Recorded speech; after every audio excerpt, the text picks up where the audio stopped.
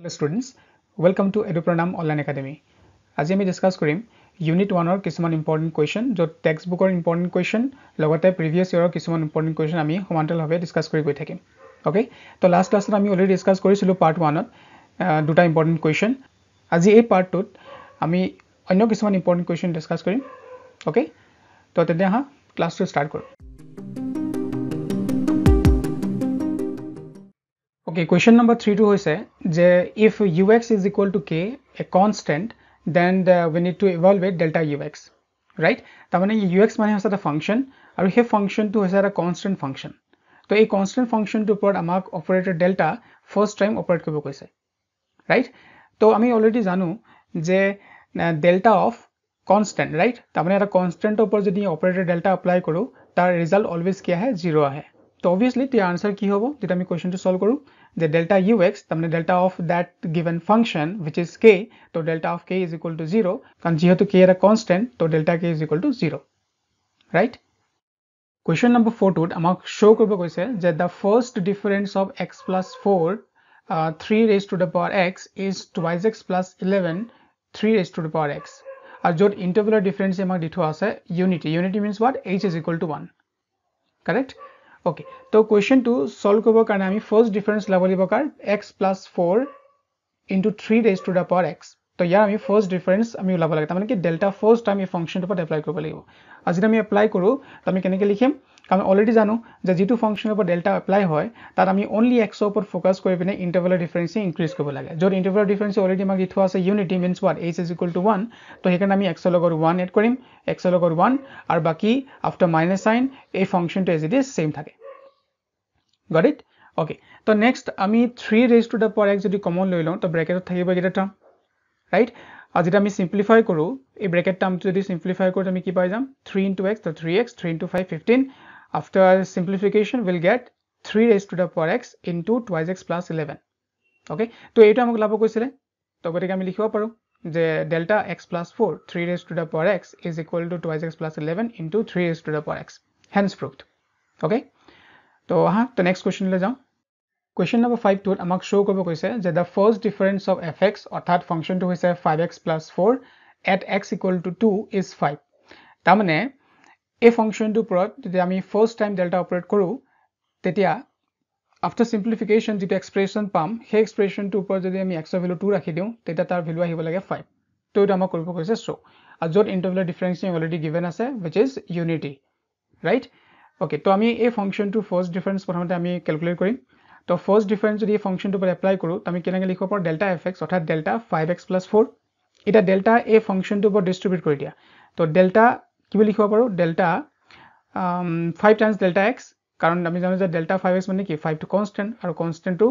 delta bahile gusi ahibo, to 5 times delta x likhim plus sign ase to plus sign dim ar delta of constant already ami first question to discuss korisilu je delta of constant is equal to what? 0. to ami 0 likhi dim. Tasa next delta x mane ki likhim x plus 1 minus x, correct? Aru 1 ke likhisu karon intervalar difference already given ase 1 boli. Eta x jabo cancel, to 5 into 1 ami ki pai jam 5 pai jam. Eta delta fx ki hol eta constant term pai golu, to delta fx jodi constant term hoy to yar kono x er value nai, right? To hetu karone x er value tumi g rakha yat, to ultimately ami ki pam delta fx always is equal to 5 e pam. To hekan ami ki likhim je at x is equal to 2 ta mane jitu x is equal to 2 a first difference to value amak show kobo koisile 5 boli, to still ami ki pam 5 pam kan yar kono x er value nasile, to delta f of 2 is equal to what? Again 5 e hobo. Again I repeat yar kono x er value nasile, to delta f of 2 is equal to 5, correct? To etu hoy jabo answer. To ya amak proof kobo koisile, got it? Okay, to next question discuss koru ha. Question number 6 to amak eta function ditho ase, function to hoise ki x plus 1 into x plus 2 into x plus 3 gote khini multiplication form ot ase aru koise je delta square fx orthat a function to prod ami delta 2 times operate koribo lagibo aru jor intervalar difference already given ase h is equal to 1, right? So first we need to simplify this expression mane ki ei jotu function ase ei function to ami simplify koribo lagibo jate ami delta square operator to ami at apply koribo paru, right? Okay, to tar karone jitu function ditho asle to function to panor likhilo likha pasot moi ha korisu nolke ei function to simplify koribo pariba, just eku nai just multiplication korile hoy gol aru multiplication kori simplify korar pasot jitu expression pam he expression to moi likhi disu, thik ase? তো সেই এক্সপ্ৰেছনটো হ'ব x³ plus 6 times x² plus 11x plus 6 okay তো এতিয়া delta ইয়াত 2 times operate কৰিব কৈছে তো আমি ডেল্টা কি কৰোঁ যে প্ৰথমতে আমি সিঙ্গল টাইম অপাৰেট কৰোঁ দেন সিঙ্গল টাইম অপাৰেট কৰাৰ পাছত যেটো এক্সপ্ৰেছন পাম সেই এক্সপ্ৰেছনটোৰ পৰা ডেল্টা এগেইন অপাৰেট কৰি দিম তো আমি ফাইনালি ডেল্টা স্কয়াৰ fx পাই যাম ওকে তো প্ৰথমতে আমি ডেল্টা ফাৰ্স্ট টাইম অপাৰেট কৰিম এই ফাংচনটোৰ ওপৰত তো এপ্লাই কৰিলে আমি কেনেকৈ লিখিব পাৰোঁ যে delta fx is equal to what delta fx মানে কি পাইছিলো সিম্পলিফাই কৰি পিনে সেই এক্সপ্ৰেছন ইয়াত বহাই দিয়া আৰু বাকি আমি অলৰেডি জানো যে ডেল্টা fx মানে কি হয় f(x plus h minus fx হয় আর যত h is equal to 1 দি থোৱা আছে তাৰ মানে g2 ফাংচনত আমি যত x দেখিছো তাত জাস্ট x plus 1 তাৰ মানে সেই x টো লগত 1 ইনক্ৰিজ কৰি দিলে হৈ গল আৰু বাকি এই ফাংচনটো এজ ইট ইজ সেম লিখিম আফটাৰ মাইনাস সাইন ওকে ঠিক আছে তো কৰিলে মানে কি পাই যাম যে যত x আছিল তাত মই কি কৈছো যে x plus 1 তাত আমি 1 এড কৰি দিম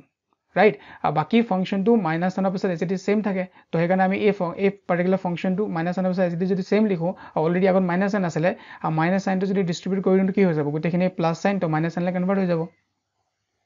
ক্লিয়াৰ ওকে তো এইখিনি সিম্পলিফাই কৰিম এইবিলাক ইমান টাফ নহয় তোমালোকে ক্যালকুলেশন কৰিব পাৰিবা যে a plus b whole cube a plus b whole square এইবিলাক ফৰ্মতে আছে তো সিম্পলিফাই কৰিব সিম্পলিফাই কৰাৰ পাছত কেনসেল যাব এইখিনিৰ লগত আৰু কেনসেল যোৱাৰ পাছত যেটো simplified যেটো এক্সপ্ৰেছন হ'ব সেই এক্সপ্ৰেছনটো মই লিখি দিছো হেতু হৈছে কি 3 times x² plus 15x plus 12 okay তো এটো হল ডেল্টা fx এটা আমাক কি লাগে ডেল্টা স্কয়াৰ fx লাগে তাৰ মানে এই ডেল্টা fx তোৰ পৰা আকৌ এগেইন ডেল্টা অপাৰেট কৰি দিম আমি ফাইনালি কি পাই যাম ডেল্টা স্কয়াৰ fx পাই যাম তো কৰো হা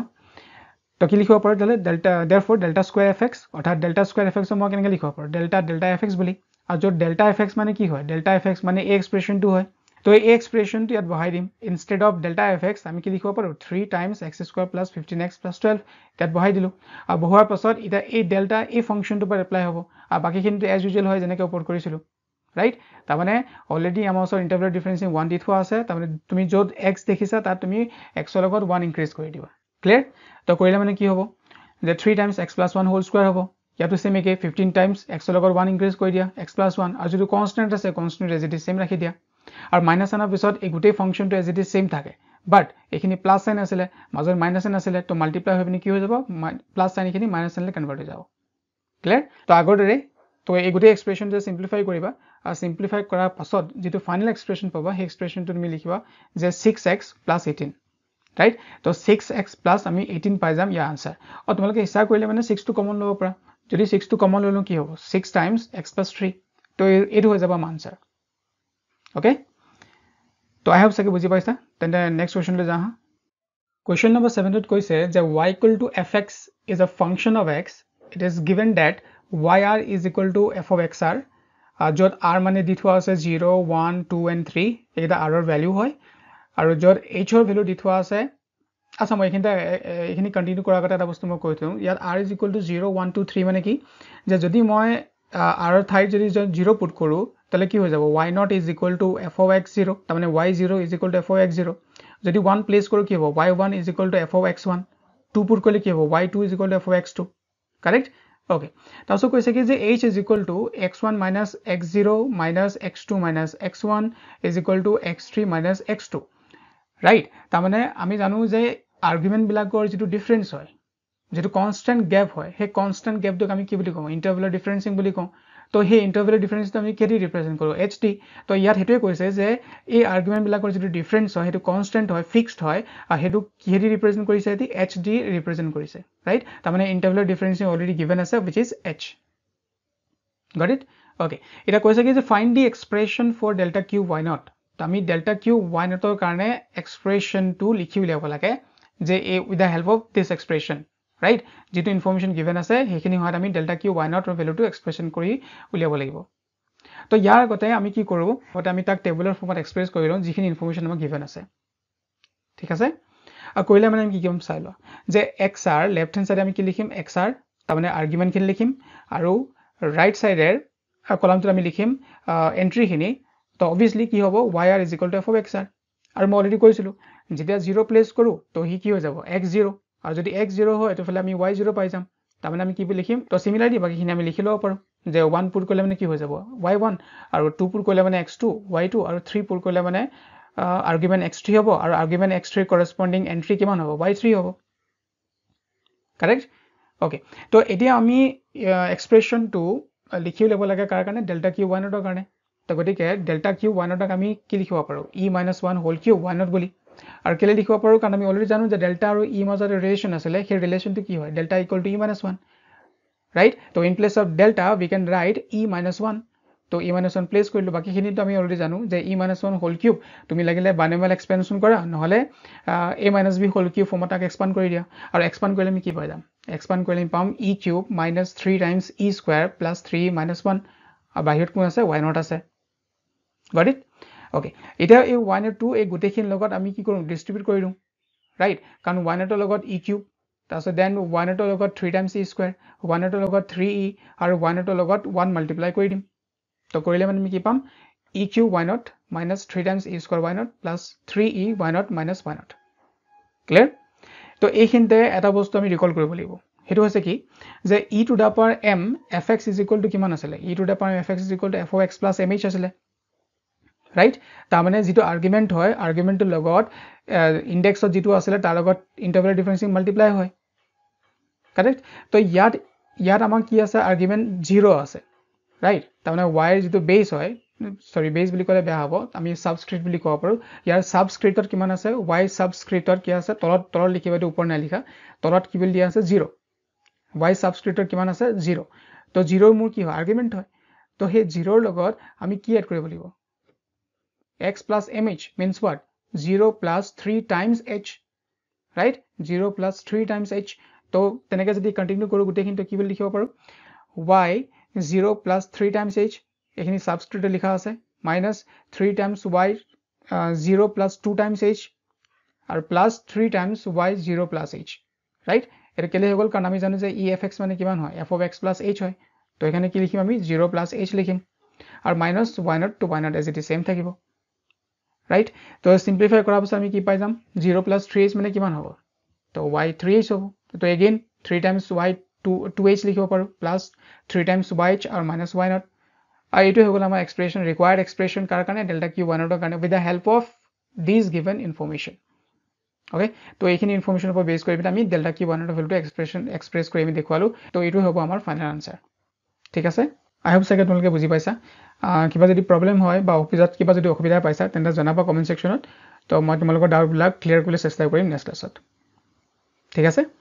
ওকে তো তেন্তে নেক্সট কোৱেশ্চনলৈ যাওঁ হা কোৱেশ্চন নম্বৰ 8 টোত আমাক এটা ফাংচন দি থোৱা আছে ফাংচনটো হৈছে কি ux is equal to x into x minus 1 x minus 2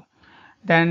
we need to prove that delta ux is equal to 3 times x into x minus 1 তাৰ মানে ঠিক আগৰ কোৱেশ্চনটো দৰে আমি এই ফাংচনটো প্ৰথমতে সিম্পলিফাই কৰিম আৰু সিম্পলিফাই কৰাৰ পাছত ডেল্টা আমি ফাৰ্স্ট টাইম সেই ফাংচনটোৰ ওপৰত অপাৰেট কৰিম অপাৰেট কৰাৰ পাছত যেটো এক্সপ্ৰেছন পাম সেই এক্সপ্ৰেছনটো আমি দেখুৱাব লাগিব যে 3 times x into x minus 1 বুলি ওকে ঠিক আছে তো কোৱেশ্চনটো সলভ কৰিবৰ কাৰণে প্ৰথমতে আমি কি কৰিব লাগিব এই ফাংচনটোক আমি সিম্পলিফাই কৰিব লাগিব আৰু সিম্পলিফিকেশনটো অলৰেডি ইজি হয় তোমালোকে পাৰিবা মই জাস্ট এক্সপ্ৰেছনটো লিখি দিছো সিম্পলিফাই কৰাৰ পাছত যেটো আমি পাম হেয়া হৈছে x³ - 3 times x square plus 2x okay তো এটা এই ফাংচনটোৰ ওপৰত আমি ডেল্টা ফাৰ্স্ট টাইম অপাৰেট কৰিব লাগিব তেন্তে আমি যদি অপাৰেট কৰো তো কি হৈ যাব delta ux is equal to delta of this expression এতিয়া মন কৰিবলগীয়া কথাটো হ'ল কি যে ৰাইট সাইডে যদি আমি ফোকাস কৰো ৰাইট সাইডে যেটো আমি প্ৰুভ কৰি দেখাব লাগে তাত আমি কোনো h টাৰ্ম দেখা নাই তাৰ মানে আমি ইয়াত h দেখা নাই কাৰেক্ট আৰু যদি h দেখা নাই তাহলে আমি h is equal to কিমান ল'ব লাগিব h is equal to 1 ল'ব লাগিব আৰু যদি ইয়াত h থাকিলেহেঁতেন তো আমি ইন্টাৰভেল ডিফাৰেন্সিং h ললোহেঁতেন তো যেহেতু কি ৰাইট সাইডে কোনো h আমি দেখা নাই গতিকে আমি এই কোৱেশ্চনটো সলভ কৰিবৰ কাৰণে ৰাইট হ্যান্ড সাইডটো দেখাবৰ কাৰণে আমি h is equal to কিমান ল'ব লাগিব 1 ল'ব লাগিব বাট মেনশন কৰিব লাগিব যে taking h is equal to 1 বুলি ওকে ঠিক আছে তো কৰিলে মানে কি হৈ যাব যত আমি x দেখিছো তাত আমি 1 এড কৰি দিম ৰাইট আৰু লিখিব লাগিব taking h is equal to 1 আৰু এখিনি গুটেখিনি সিম্পলিফাই কৰিব পাৰিবা আৰু সিম্পলিফিকেশন কৰাৰ পাছত যেটো এক্সপ্ৰেছন পাম তো সেই এক্সপ্ৰেছনটো হৈছে 3 times x square minus 3x তো এখিনি কৰিবা তোমালোকে কৰাৰ পাছত এক্সপ্ৰেছনটো পালে না পালে মোক কমেন্ট সেকশনত জনাবা ওকে তো যেটা আমি কমন লম তো কমন লোৱাৰ পাছত as it is এই পাৰ্টিকুলাৰ ফৰ্মটো পাই যাম যেটো আমি দেখাব লাগে right তো কৰিলে মানে কি হ'ব 3 times x into x minus 1 তো hence proved তো এয়া আসলে আজি ডিসকাস কৰিবলগীয়া কিছুমান ইম্পৰ্টেন্ট কোৱেশ্চন ইউনিট 1 ৰ ইয়াৰ পাছৰ ক্লাছটোত আমি ইউনিট 1 ৰে অন্য কিছুমান ইম্পৰ্টেন্ট কোৱেশ্চন ডিসকাস কৰিম যিবিলাক প্ৰিভিয়াস ইয়াৰৰ ইম্পৰ্টেন্ট কোৱেশ্চন বিলাক আমি লৈ আহিম ঠিক আছে তো আজিলৈ মানে till then keep learning thank you